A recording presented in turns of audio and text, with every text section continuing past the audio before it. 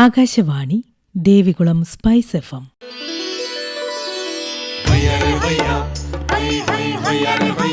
കിസാൻ വാണി.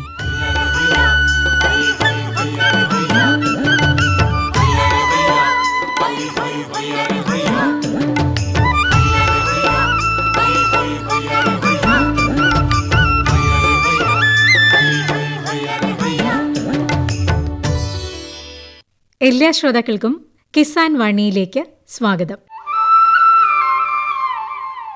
ഈ പരിപാടിയുടെ പ്രായോജകർ കേന്ദ്ര കൃഷി കർഷകക്ഷേമ മന്ത്രാലയം, ഭാരത സർക്കാർ.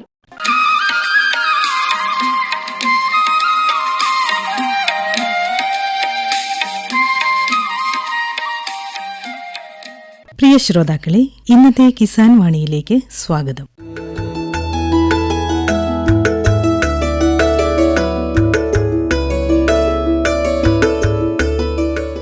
ഇടുക്കി ജില്ലയിലെ ഏറ്റവും നല്ല കർഷകനുള്ള അവാർഡ് ഉൾപ്പെടെ നിരവധി അവാർഡുകൾ കരസ്ഥമാക്കിയ രാജാക്കാട് വലിയകണ്ടത്തെ സമ്മിശ്ര കർഷകനായ ശ്രീ KG കൃഷ്ണൻ കണ്ടമംഗലത്ത് തന്റെ കാർഷിക പ്രവർത്തനങ്ങളെപ്പറ്റി സംസാരിക്കുകയാണ് ഇന്നത്തെ കിസാൻ വാണിയിൽ. കിസാൻ വാണി ടീം ഇന്നെത്തിയിരിക്കുന്നത് രാജാക്കാട് വലിയകണ്ടത്തുള്ള കണ്ടമംഗലത്ത് കൃഷ്ണന്റെ സമ്മിശ്ര കൃഷിയിടത്തിലാണ്.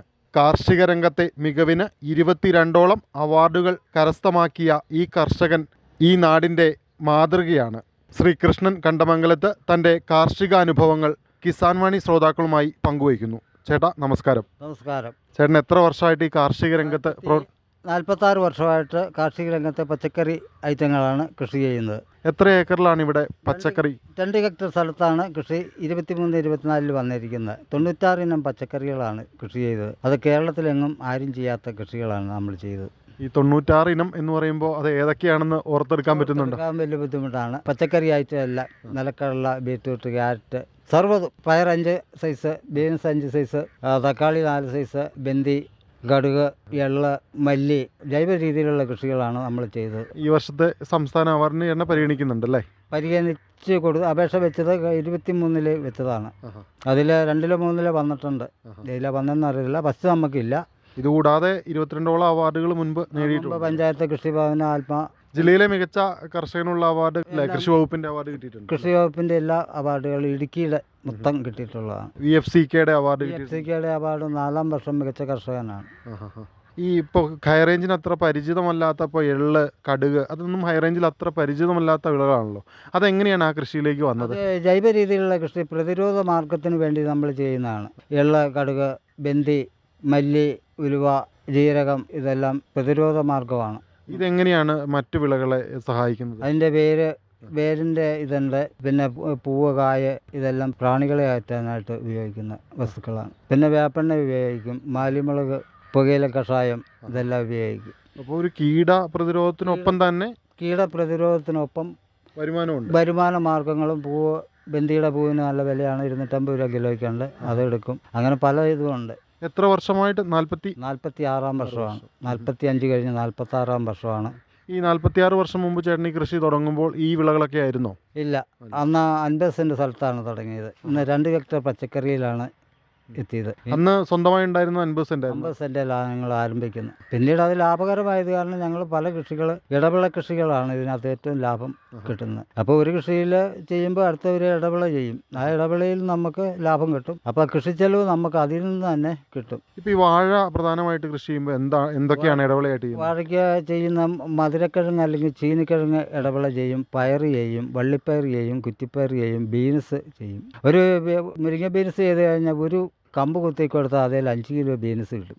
ഈ 5 കിലോ ബീൻസ് നമുക്ക് കിട്ടുമ്പോൾ 200 രൂപ ഒരു ബീൻസിൽ കിട്ടും. അത് നമുക്ക് വലിയ അധ്വാനം ഇല്ലാതെ കിട്ടുന്നതാണ്. ഇത് പല പ്രാവശ്യം ചാനലുകളിലൊക്കെ കൊടുത്തിട്ടുള്ളതാണ്. മുൻപ് ഈ കൃഷിയിടം ഇതൊരു പാടമാണ് ഇപ്പോൾ ശരിക്കും വലിയകണ്ടത്തെ അല്ലേ? വലിയകണ്ടം എന്ന് പറയുന്ന ഒരു പാടശേഖരമാണ്. അപ്പോൾ ഇപ്പോൾ ഈ പച്ചക്കറി മുൻപ് ഇവിടെ നെൽകൃഷി ഉണ്ടായിരുന്നോ? മുമ്പ് എല്ലാം നെൽകൃഷിയായിരുന്നു. നെൽകൃഷി മാറി അത് കഴിഞ്ഞ് കപ്പയായി, വാഴയായി, പാവലായി, പച്ചക്കറികളായി. ഇപ്പോൾ നെൽകൃഷിയില്ല. അവസാനം വരെ നെൽകൃഷി കൊണ്ടുവരുന്ന നമ്മളാണ്. അവസാനം എത്ര വർഷം മുൻപ് വരെ ഈ നെൽകൃഷി ഉണ്ടായിരുന്നു? 76 വരെയാണെന്ന് തോന്നുന്നു. 80 വരെ എങ്ങാണ്ടുണ്ടായിരുന്നു. ഇപ്പം ആരും നെൽകൃഷിയില്ല. ഈ നെൽകൃഷി അന്യം നിന്ന് പോകാനുള്ള കാരണം എന്താണ്? കാരണം എലിശല്യം, തത്തശല്യം, കീടങ്ങളുടെ ശല്യം എല്ലാം വന്നപ്പോൾ നിർത്തി. പണിക്കാരുടെ കുറവ്, ഇങ്ങനെയൊക്കെ വന്നപ്പോൾ അത് നിർത്തിക്കളഞ്ഞു.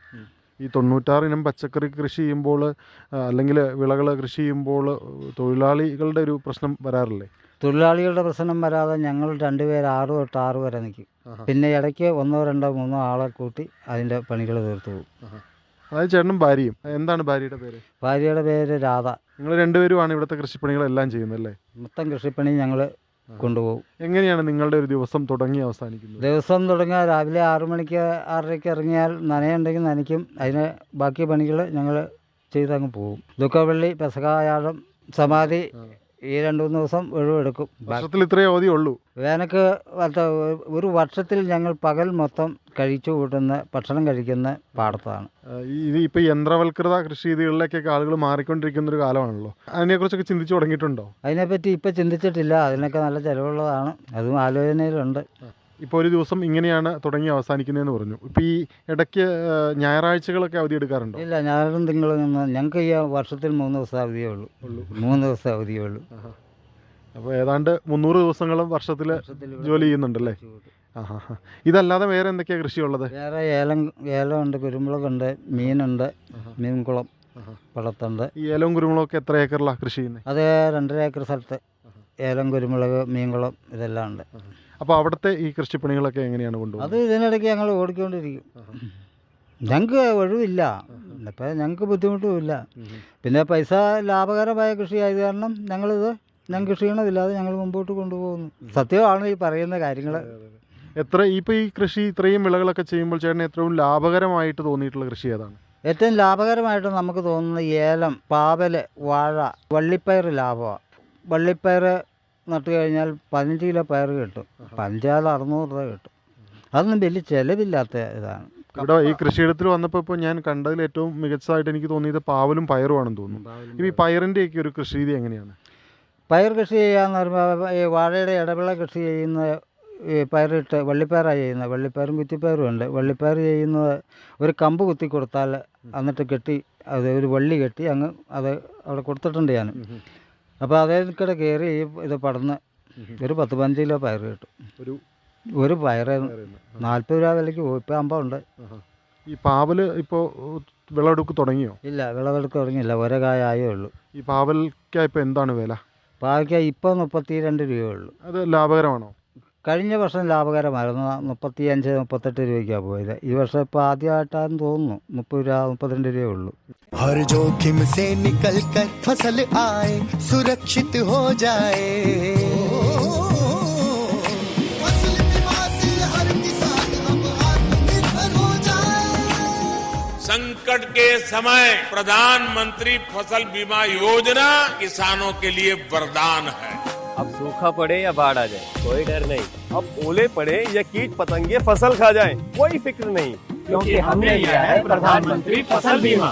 बुआई से फसल कटाई तक हर जोखिम का दावा, न्यूनतम प्रीमियम पर अधिकतम भुगतान का वादा। योजना से हर साल जुड़ रहे हैं 5 करोड़ से ज्यादा किसान। अब आपकी है बारी। नजदीकी कृषि कार्यालय, सहकारी समिति, बैंक शाखा, अधिकृत बीमा कंपनी या जन सेवा केंद्र में स्वेच्छा से करा सकते हैं पंजीकरण। फसल बीमा पोर्टल या फसल बीमा ऐप द्वारा भी कराया जा सकता है पंजीकरण। प्रधानमंत्री फसल बीमा योजना, आपकी फसलों का संपूर्ण सुरक्षा कवच। कृषि एवं किसान कल्याण मंत्रालय, भारत सरकार। ഈ വാഴക്കൃഷിയെക്കുറിച്ച്? വാഴ ഒത്തുകിട്ടിയാൽ ലാഭമാണ്. ഈ കാലാവസ്ഥയുടെ വ്യത്യാസം വന്നാൽ നമുക്ക് ലാഭകരമല്ല. ഈ നേന്ത്രവാഴ മാത്രമാണോ കൃഷി? നേന്ത്രവാഴ മാത്രമേ ഉള്ളൂ. പിന്നെ കപ്പ ലാഭകരമാണ്. 1.5 ഏക്കർ 2 ഏക്കർ കപ്പയുണ്ട്. കപ്പയ്ക്ക് നല്ല വിലയാണ്. ഏതിനം കപ്പയാണ് കൃഷി ചെയ്യുന്നത്? ഈ 6-ാം മാസം കപ്പയെന്ന് പറയും. അതിന് 8 മാസം മൂപ്പുള്ളൂ. ഒരു 8 കിലോ 9 കിലോ കിട്ടും ഒരു കപ്പയിൽ. ഇപ്പം എന്തുണ്ട് കപ്പയ്ക്ക് വില? ഇപ്പം 40 രൂപയുണ്ട്. പക്ഷേ അന്ന് നമ്മൾ കൊടുക്കുമ്പോൾ 30 കിട്ടുകയുള്ളൂ.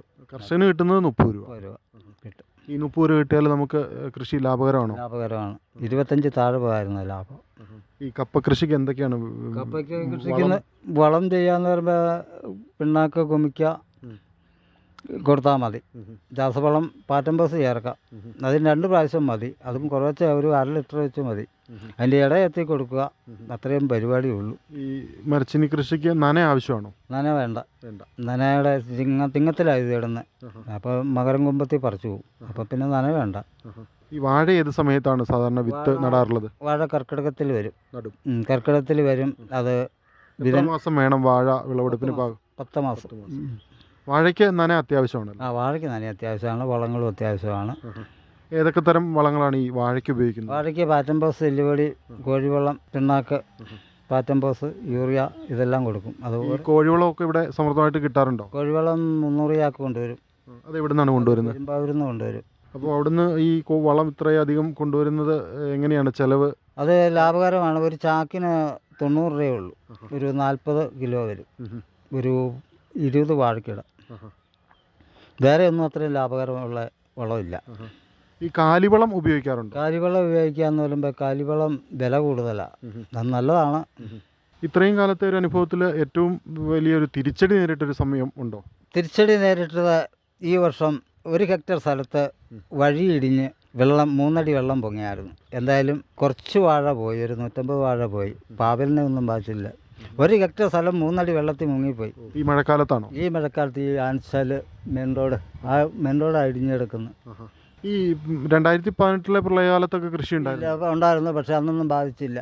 അത് കാരണം ജീവിതത്തിൽ ആദ്യമായിട്ട് ഞങ്ങൾക്ക് ഒരു ദിവസം ഉറക്കം നഷ്ടപ്പെട്ടു. അതുപോലെയുള്ള പ്രളയമായിരുന്നു.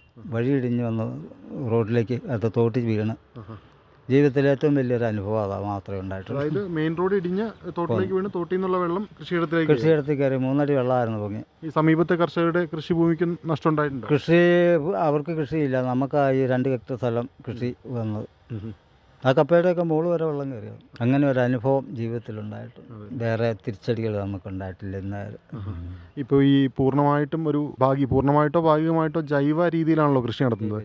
അപ്പോൾ ഈ കീടങ്ങളെയൊക്കെ പ്രതിരോധിക്കാൻ ബുദ്ധിമുട്ട് തോന്നിയിട്ടുണ്ടോ? ഇല്ല.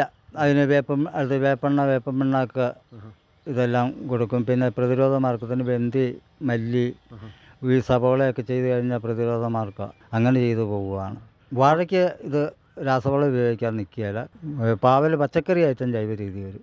ഈ വാഴയൊക്കെ പ്രധാനപ്പെട്ടായിട്ട് ബാധിച്ച് തണ്ടുതുരപ്പനൊക്കെ വലിയ തോതിൽ കെമിക്കലടിക്കും. കെമിക്കലല്ലേ നിൽക്കുകയുള്ളൂ. ചുവട്ടിലെ കേട് അതെല്ലാം കെമിക്കലേ നിൽക്കുകയുള്ളൂ. പച്ചക്കറി ഐറ്റം മാത്രം ജൈവ രീതിയിൽ നമുക്ക് കൊണ്ടുപോകാം. എല്ലാ പച്ചക്കറികളും കൊണ്ടുപോകാം. ചേട്ടന് ഏറ്റവും എളുപ്പമായിട്ട് തോന്നിയിട്ടുള്ള ഒരു കാർഷിക വിള ഏതാണ്? ചെയ്യാൻ എളുപ്പമുള്ളത്? ഏറ്റവും എളുപ്പം കപ്പ തന്നെയാണ്. കപ്പയാണെങ്കിൽ വലിയ അധ്വാനമില്ല. അതും ലാഭകരമാണ്. പാവൽ അത് ഒരൈറ്റം അല്ല. ഈ 96 ഐറ്റം എന്ന് ഞാൻ പറഞ്ഞ 96 ഐറ്റവും ലാഭകരമല്ല. അത് ലാഭകരമുള്ള കപ്പ, വാഴ, ഈ പാവൽ, പയർ, കൂർക്ക, ചീനിപ്പള്ള് ഇതൊക്കെ ലാഭകരമായിട്ടുള്ളതാണ്. അപ്പം മറ്റത് കുറച്ച് ചെയ്യും, ഇത് കൂടുതൽ ചെയ്യും. ഏക്കർ കണക്ക് ചെയ്തു അങ്ങനെയാണ് വരുന്നത്. ഈ ഇത്രയും കാലത്തിനിടയിൽ ഈ കൃഷിഭവനിൽ നിന്നുള്ള സഹകരണമൊക്കെ എങ്ങനെയാണ്? കൃഷിഭവൻ്റെ സർക്കാരിൻ്റെ ഇത് കംപ്ലീറ്റ് സഹായങ്ങളും ഉണ്ട്. ജൈവ രീതിയിലുള്ളതും അല്ലാത്തതും എല്ലാ സഹായങ്ങളും അവരുണ്ട്. ഈ വളത്തിനൊക്കെ സബ്സിഡി വളത്തിന് സബ്സിഡികളല്ല, അവർ സബ്സിഡി നമുക്ക് പൈസയായിട്ട് അനുവദിക്കുക. GFCക്ക് എന്തെങ്കിലും 900 കിലോ ജൈവ വളങ്ങളായിരുന്നു. അവിടെ നിന്ന് ഒരു വർഷം 900 കിലോ നമുക്ക് എന്ന് പറയുമ്പോൾ ഏറ്റവും കൂടുതൽ വളം തരുന്നത് നമുക്കാണ്. വളവും സബ്സിഡി. ഈ ചേട്ടൻ്റെ കൃഷിയുടെ ഒരു മാതൃക കൃഷിയിടമാണല്ലോ. അപ്പോൾ ഈ അഗ്രികൾച്ചർ പഠിക്കുന്ന കുട്ടികളും ഒക്കെ വരാറുണ്ടോ? ഉണ്ട്. അതൊരു 1000കണക്കിന് ആളുകൾ വന്ന് പോകുന്നൊരു സ്ഥലമാണ്. അത് ആ വീഡിയോയിലെല്ലാം ഉണ്ട്, ചാനലുകളിലെല്ലാം ഉണ്ട്. ഒരുപാട് യൂട്യൂബ് ചാനലുകളിലെല്ലാം വന്നിട്ടുള്ളതാണ്. അവർ വന്ന് പോകുന്നതും എടുത്തു പോകുന്നതും പഠിക്കുന്നതും ഇതെല്ലാം കാണിച്ചിട്ടുണ്ട് അതിനകത്ത്. ഈ ചേച്ചി കൂടെ വന്നിട്ട് എത്ര കാലമായി?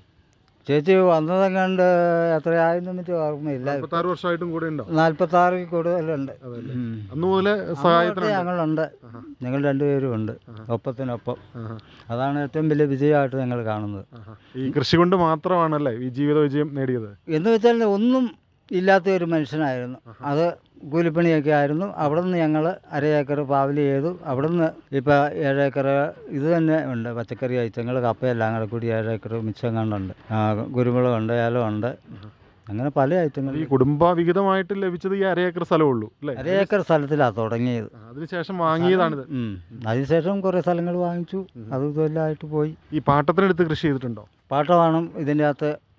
ഈ 50 സെൻറ്റ് കഴിച്ചാൽ 50 സെൻറ്റ് എന്ന് പറഞ്ഞാൽ നിലത്തിൽ 50 സെൻറ്റ് കഴിച്ച് കഴിഞ്ഞാൽ 5.5 ഏക്കറും പാട്ടമാണ്. കരകിടക്കുന്ന ഈ ഏലം, കുരുമുളക് സ്വന്തമായിട്ടുള്ളതാണ്. ഈ പാട്ടത്തിന് കൃഷി ചെയ്യുന്നതുകൊണ്ട് കർഷകന് ലാഭകരമാണോ അതിപ്പോൾ? പാട്ടത്തിന് എടുക്കുന്നത് ലാഭകരമാണ്. ഇല്ലെങ്കിൽ നമ്മൾ എടുക്കുകയല്ലോ. അരയേക്കർ തുടങ്ങി സ്വന്തമായിട്ടുള്ള ഇതൊക്കെ തരിച്ചു കിടന്ന ഭൂമിയായിരുന്നോ മുൻപ്? എല്ലാം തരിശായിരുന്നു. തരിച്ചു കിടന്ന സ്ഥലങ്ങളെടുത്താണ് കൃഷി ചെയ്യുന്നത്. വീട്ടിൽ വേറെ ആരൊക്കെയാണുള്ളത്? വേറെ 2 മക്കളുണ്ട്. അവർക്ക് ഓരോരോ പണികളുണ്ട്. മക്കൾക്കൊക്കെ നിങ്ങളെപ്പോലെ തന്നെ കൃഷിയിൽ താല്പര്യമുണ്ടോ? ആർക്കും താല്പര്യമില്ല. ഇല്ല. ഇനി എന്താ അടുത്ത ചേട്ടൻ്റെ സ്വപ്നം എന്താണ്? കാർഷിക രംഗത്ത് സ്റ്റേറ്റ് അവാർഡാണ് ലക്ഷ്യം. അതിനുവേണ്ടി അടുത്ത വർഷം വന്നിരിക്കും. ഇപ്പോൾ ജില്ലാതലത്തിലുള്ള അവാർഡുകൾ വർഷങ്ങളായിട്ട് വാങ്ങുന്നു. ജില്ലയിൽ ഇനി നമുക്കൊന്നും തരാനില്ല, കൈ നീട്ടാനില്ല. അതെല്ലാം വന്നു പോയതാണ്. ഇപ്പോൾ ഈ മത്സ്യകൃഷി ഉണ്ടെന്ന് പറഞ്ഞല്ലോ, അത് എത്ര വർഷമായി തുടങ്ങിയിട്ട്? അത് കുറച്ചേ ഉള്ളൂ. കുറച്ചെന്ന് വെച്ചാൽ വീട്ടാവശ്യത്തിന് കൊടുക്കാനുള്ളതായിട്ടില്ല. അത് കുറേ ചെയ്തിട്ടുണ്ട് ഞങ്ങൾ. ഇനി അത് വിപുലീകരിക്കാൻ പദ്ധതിയുണ്ടോ? വിപുലീകരിക്കാൻ കുളമുണ്ട് നമുക്ക്. എല്ലാ കൃഷികളും ഉണ്ട്. കന്നുകാലിയുണ്ട്. ഇതെല്ലാം ഉണ്ട്. പരിപാടികളെല്ലാം ഉണ്ട്. ഇത്രയും വിളകൾ ഉൽപ്പാദിപ്പിക്കുന്നതിൻ്റെ വിപണി ഒരു പ്രശ്നമാണോ? വിപണി VFCK ഉള്ളതുകൊണ്ട് നമുക്ക് പ്രശ്നമല്ല. 72 ടണ്ണാണ് നമ്മൾ ഉൽപ്പാദിപ്പിക്കുന്ന ഒരു വർഷം. എല്ലാ പച്ചക്കറികളും കൂട്ടി 72 ടൺ. എല്ലാ പച്ചക്കറികളും കൂട്ടി അത് മുഴുവനായിട്ട് അവരെടുക്കുന്നുണ്ട്? അവരെടുക്കും. ഇത് സമീപത്തെ നാട്ടുകാരൊക്കെ വാങ്ങാറുണ്ടോ പച്ചക്കറി? ഞങ്ങൾ വിപണി വഴിയാണ് ഇത് കൊടുക്കുന്നത്. പിന്നെ കപ്പ മാത്രം ഈ കടയിൽ കൊടുക്കും. അത് ഇങ്ങോട്ട് രാജമാരി വരെ വരുന്നുണ്ട്. കുരിശുപള്ളിയുടെ അവിടം വരെ വരും ആ സമയത്ത്. ഏതായാലും ചേട്ടൻ സംതൃപ്തനാണ് ഇത്രയും വർഷത്തെ കാർഷിക രംഗത്ത്? വയസ്സ് 66 ഇപ്പോഴും കാർഷിക രംഗത്ത് നിന്ന് പിന്മാറാതെ ഞങ്ങൾക്ക് അതൊരു സന്തോഷമാണ്. കാർഷിക മേഖല ചേട്ടൻ്റെ ആഗ്രഹം പോലെ ഇനിയും അവാർഡുകളും കാർഷിക രംഗത്തെ മികവും ആശംസിക്കുന്നു. നന്ദി, നമസ്കാരം. രാജാക്കാട് വലിയ കണ്ടത്തിലെ സമ്മിശ്ര കർഷകനായ ശ്രീ KG കൃഷ്ണൻ കണ്ടമംഗലത്തുമായി ഇതുവരെ സംസാരിച്ചത് അനുരാജ്.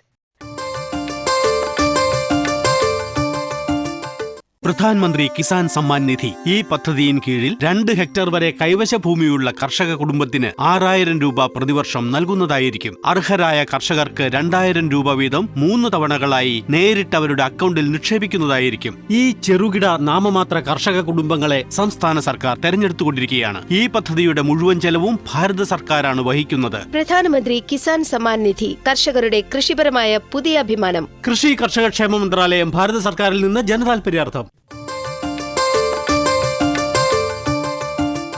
കിസാൻ വാണിയിൽ ഇനി കാർഷിക അറിവുകൾ കേൾക്കാം. തിപ്പലി.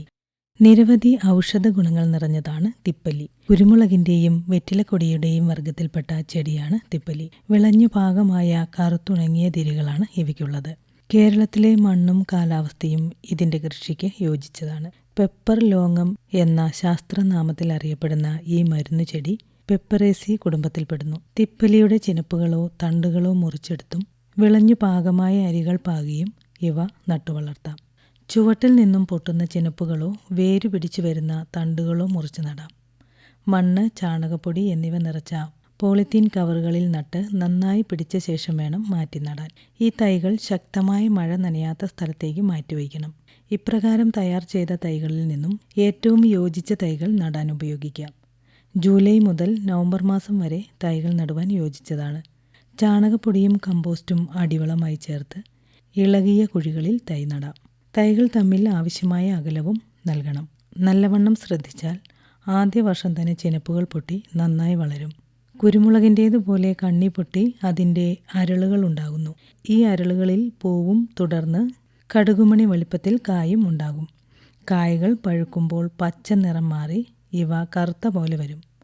അപ്പോൾ പറിച്ചുണക്കി സൂക്ഷിക്കാം. ദീർഘകാല വിളയായ തിപ്പലി പഴയ തണ്ടുകൾ മുറിച്ചു കളഞ്ഞ് ചുവടിളക്കി വളമിട്ട് പരിചരിച്ചാൽ പതിറ്റാണ്ടുകൾ വരെ ചെടിയിൽ നിന്നും ആദായകരമായ വിളവെടുക്കുവാൻ കഴിയും. വേനൽക്കാലങ്ങളിൽ നനച്ചു കൊടുത്താൽ കൂടുതൽ നന്നായി വളരുകയും മികച്ച ആദായം ലഭിക്കുകയും ചെയ്യും. പുതയിടൽ നടത്തുന്നതും ഉചിതമാണ്. വർഷത്തിൽ 2-3 തവണയെങ്കിലും കളയെടുപ്പ് നടത്തി വളപ്രയോഗം നടത്താം. വളമായി ചാണകപ്പൊടി, കമ്പോസ്റ്റ്, എല്ലുപൊടി, മറ്റ് ജൈവവളങ്ങൾ എന്നിവ നൽകിയാൽ മതിയാകും. ഈർപ്പം കടക്കാത്ത സംഭരണികളിൽ നന്നായി ഉണങ്ങിയ തിപ്പലി കേടുകൂടാതെ സൂക്ഷിച്ചു വയ്ക്കാം. തിപ്പലി, ചെറുതിപ്പലി, ഹസ്തിത്തിപ്പലി, വൻതിപ്പലി, കുഴിത്തിപ്പലി, കാട്ടുതിപ്പലി, അത്തിത്തിപ്പലി, നീർത്തിപ്പലി എന്നിങ്ങനെ വിവിധ ഇനങ്ങളുണ്ട്. ഓരോ പ്രദേശത്തിനും ഏറ്റവും യോജിച്ച ഇനങ്ങൾ തിരഞ്ഞെടുത്ത് കൃഷി നടത്താം. കർഷകരിൽ നിന്നോ കാർഷിക നഴ്സറികളിൽ നിന്നോ തൈകൾ വാങ്ങാം. ആയുർവേദം, സിദ്ധ, യുനാനി എന്നീ വൈദ്യമുറകളിൽ ഒരു വിശിഷ്ട ഔഷധ മൂലികയായി തിപ്പലിയെ കാണുന്നു. തിപ്പലി കഴിക്കുന്നത് ബുദ്ധിശക്തിയും ഓർമ്മശക്തിയും വർദ്ധിക്കുവാൻ സഹായിക്കും. ഇവയെ ത്രികടുവിൻ്റെ ചുക്ക്, മുളക്, തിപ്പലി കൂട്ടത്തിൽ ഉൾപ്പെടുത്തിയിരിക്കുന്നു. ദഹനശക്തി വർദ്ധിപ്പിക്കുന്നതിന് തിപ്പലിക്ക് കഴിവുണ്ട്. പിപ്പല്ലാസ്യവത്തിൻ്റെ പ്രധാന ഔഷധം തിപ്പലിയാണ്. തിപ്പലി ഒരു നല്ല കാസവിനാശിനി കൂടിയാണ്. തിപ്പലി ഉണങ്ങിയത് വാതം, കഫം, ചുമ തുടങ്ങിയവയ്ക്ക് പ്രതിവിധിയായി ഉപയോഗിക്കുന്നു. രുചിയെ ഉണ്ടാക്കുകയും ഹൃദയപ്രസാദം വരുത്തുകയും ചെയ്യുന്ന ഒന്നുകൂടിയാണ് തിപ്പലി. ഉണങ്ങിയ തിപ്പലി പഴകിയാൽ ഏറ്റവും നല്ലതാണ്. നിരവധി രോഗങ്ങൾക്ക് പ്രതിവിധിയായി തിപ്പലി തനിച്ചും മറ്റു മരുന്നുകളോട് ചേർത്തും ഉപയോഗിച്ചു വരുന്നു. നിരവധി ഗുണങ്ങളുള്ള തിപ്പലിയെ കൂടി ഇടവിളയായി കൃഷിയിടത്തിൽ ഉൾപ്പെടുത്തുന്നത് വളരെ നല്ലതാണ്. ഔഷധ ഗുണമേറും ദശപുഷ്പങ്ങൾ. കേരളത്തിൻ്റേത് എന്ന് അവകാശപ്പെടാവുന്ന ഒരു കൂട്ടം ഔഷധ ചെടിയാണ് ദശപുഷ്പങ്ങൾ. ഇന്ത്യയിൽ മറ്റിടങ്ങളിലും ഇവ ധാരാളമായി കാണപ്പെടുന്നുവെങ്കിലും ദശപുഷ്പങ്ങൾ എന്ന പേരിൽ ഉപയോഗിക്കുന്നത് കേരളത്തിൽ മാത്രമാണ്. ദശപുഷ്പങ്ങളെ ഔഷധങ്ങളായി മാത്രമല്ല ചില ആചാരങ്ങളുടെ ഭാഗമായും കേരളീയർ പരിഗണിച്ചിരുന്നു. കർക്കിടക മാസത്തിൽ ശീവോതി വയ്ക്കുക എന്നൊരു സമ്പ്രദായം കേരളത്തിൽ നിലനിന്നിരുന്നു. ദശപുഷ്പങ്ങൾ പ്രാർത്ഥനയ്ക്കും പൂജയ്ക്കുമായി ഉപയോഗിച്ചിരുന്ന ഒരാചാരമായിരുന്നു അത്. പണ്ടുകാലത്ത് ദശപുഷ്പങ്ങളെ സ്ത്രീകൾ തലയിൽ ചൂടിയിരുന്നു. ഇവയെ ഐശ്വര്യദായകങ്ങളായാണ് കേരളീയർ കരുതിയിട്ടുള്ളത്. വിഷവൈദ്യത്തിലും പൂജാതി കർമ്മങ്ങളിലും ധാരാളമായി ഇവയെ ഉപയോഗപ്പെടുത്തുന്നുണ്ട്.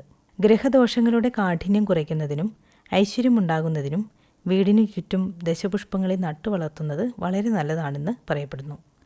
പേര് സൂചിപ്പിക്കുന്നത് പോലെ തന്നെ 10 വിധത്തിലുള്ള ഔഷധ സസ്യങ്ങളാണ് ഇതിൽ ഉൾപ്പെട്ടിട്ടുള്ളത്. കറുക, സൈനഡോൺ ഡാഗ്ഡൈലോൺ എന്ന ശാസ്ത്രനാമമുള്ള ഈ പുല്ലിനം ഇന്ത്യയൊട്ടുക്ക് ധാരാളമായി കണ്ടുവരുന്നു. ത്വക്ക് രോഗങ്ങൾ, വ്രണം, രക്തസ്രാവം തുടങ്ങിയ അവസ്ഥകളിൽ ഇത് വളരെ വിശേഷപ്പെട്ട ഒരൗഷധം കൂടിയാണ്. കയ്യോന്നി അഥവാ കഞ്ഞുണ്ണി.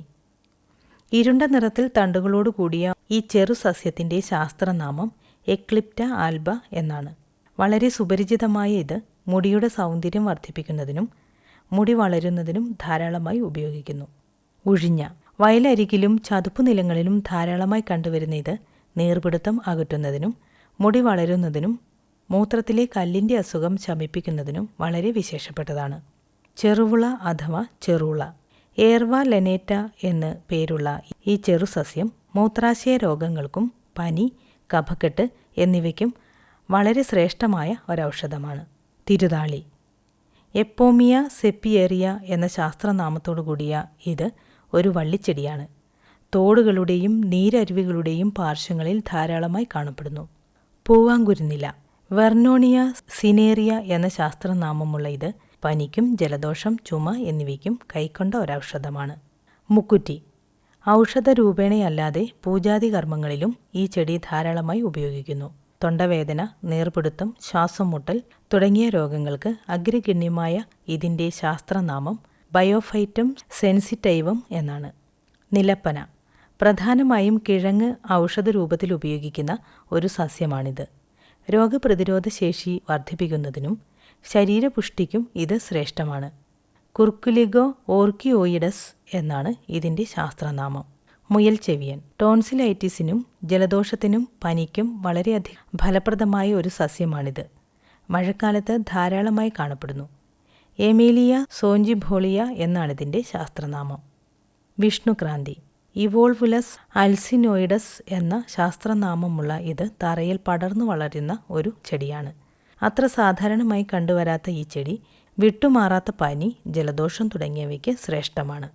മുമ്പ് പറഞ്ഞ 10 ഔഷധങ്ങൾക്കും വെവ്വേറെ ഔഷധ ഗുണങ്ങൾ പറഞ്ഞിട്ടുണ്ടെങ്കിലും ഇവയെല്ലാം ഒരുമിച്ച് ഉപയോഗിക്കുന്ന ദശപുഷ്പം എന്ന ഔഷധയോഗത്തിന് ഇതുകൂടാതെ മറ്റു ഗുണങ്ങളും ഉണ്ട്. പ്രധാനമായും കുട്ടികൾക്കുണ്ടാകുന്ന രോഗങ്ങൾ, ത്വക്ക് രോഗങ്ങൾ തുടങ്ങിയവയ്ക്കും ഇവ ഉപയോഗിക്കുന്നു. അതിനാൽ തന്നെ ആയുർവേദ വൈദ്യശാസ്ത്രത്തിന് കേരളത്തിൻ്റേതായ ഒരു ശ്രേഷ്ഠമായ സംഭാവനയാണ് ദശപുഷ്പങ്ങൾ എന്ന ഔഷധയോഗം. കാർഷിക അറിവുകൾ, കൃഷ്ണൻ കണ്ടമംഗലത്തുമായുള്ള അഭിമുഖം എന്നിവയാണ് കിസാൻ വാണിയിൽ ശ്രോതാക്കൾ ഇതുവരെ കേട്ടത്.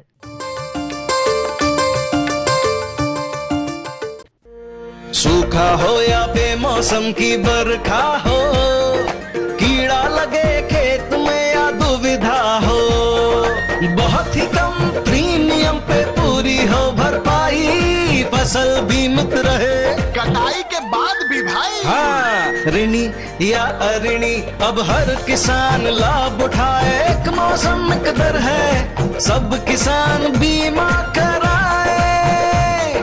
प्रधानमंत्री फसल बीमा योजना से हर किसान मुस्काए। कृषि और किसान कल्याण मंत्रालय द्वारा किसान हित में जारी।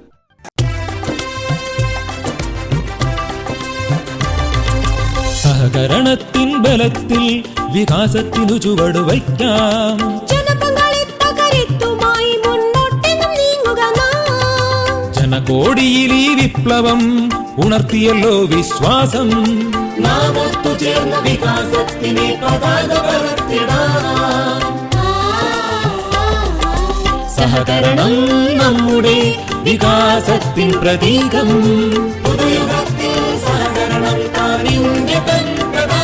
കൃഷി മന്ത്രാലയം, ഭാരത സർക്കാരിൽ നിന്ന് ജനതാൽപര്യാർത്ഥം. ഈ പരിപാടിയുടെ പ്രായോജകർ കേന്ദ്ര കൃഷി കർഷകക്ഷേമ മന്ത്രാലയം, ഭാരത സർക്കാർ. എല്ലാ കിസാൻ വാണി ശ്രോതാക്കൾക്കും കൂപ്പുകൈ.